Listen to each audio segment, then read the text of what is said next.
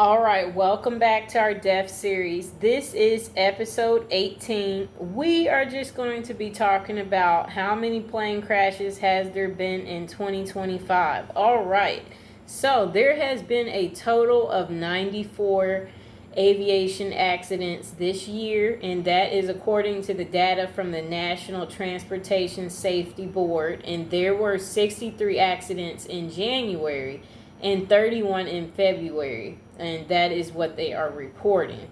That is a lot, right, people? Because we've had so many this week, and it's just crazy. It's really not a good time to fly. That is what I am recommending. Take a break. Maybe do something else with your time and not fly. But I guess some of you out there, your job requires you to fly. I don't know what to tell you. Switch jobs. Okay.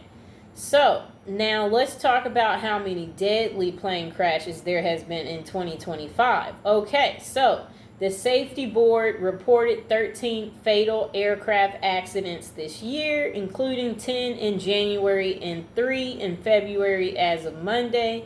On Wednesday, the fatal mid-air collision in Marona, Arizona brought the annual total to 14. Okay, so that's a lot, people, especially for this being still the beginning of the year.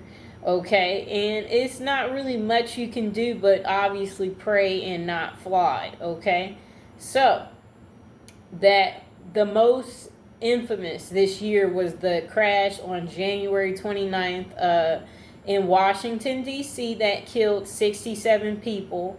And that hasn't happened, on a commercial flight in over 15 years, It's pretty crazy, people, okay? And for those of you who are new to my channel, like the video, subscribe, and welcome, okay? So, they said at least 87 people have died in 5 major U.S. aviation disasters in 2025. And I do want to say that I don't feel like it gets talked about enough, these plane crashes, especially before all of this happened. There would be plenty of small plane crashes and they just really wouldn't talk about it. It gets reported online a little bit because that's what they do, but it's not going to be like out there for everybody to know that this is happening, that's happening. You know what I'm saying? Okay.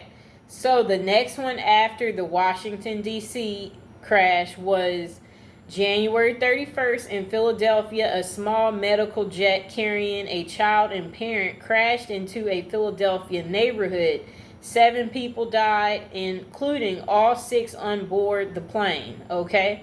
And another in a car and on the ground. And after that, February 6th in Alaska, a small plane crash carrying 10 people crashed in Alaska after losing speed and altitude and vanishing from the radar. Okay? And yeah, no one survived, people, which is pretty common for plane crashes. Okay, next one after that was on February 10th in Arizona. 2 private jets collided at the Scottsdale Airport in Arizona. I remember that. And they said that 1 person died and injuring 4. Okay, so the collision happened when 1 plane veered off the runway after landing and crashed into another on the ramp. Okay, that's what the Federal Aviation is reporting. And then they said 1 person died and 4 others were injured. Okay, so the next one after that again happened in Arizona, February 19th.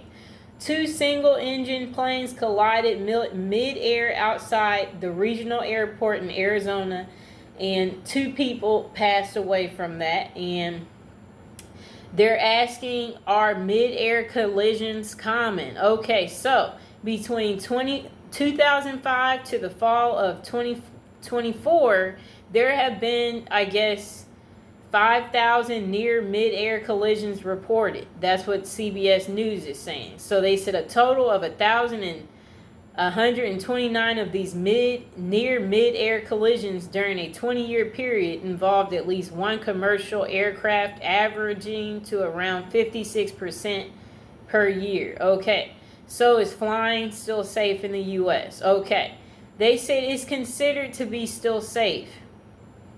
Okay, and they're trying to say air travel, again, people, is still the safest form of transportation. So they say, or want you to believe, okay? So yeah, that's pretty much the moral of the story, people. It is kind of odd, right? How many people are passing away and how many of these engines and all these, it's just too much. It's too much to think about. And I'm going to say that people, maybe for the rest of the year, don't fly. That's my tips. Don't fly. And you saw Amtrak even had some recent issues too, so I can't even recommend them. So I'm going to say that if you need to go somewhere 8 hours away, drive yourself. That's what I recommend. Drive. You won't be sorry, okay? You could literally even maybe Uber if it's a little bit closer, maybe it's like not too close, but it's not too far, and maybe take turns driving if it is 16 hours. Make it like a nice road trip where you drive 8 hours, they drive the next 8 hours. That's kind of my tips. So I hope you guys enjoyed the video, and if you're new to my channel, don't forget to like the video and don't forget to subscribe. Bye.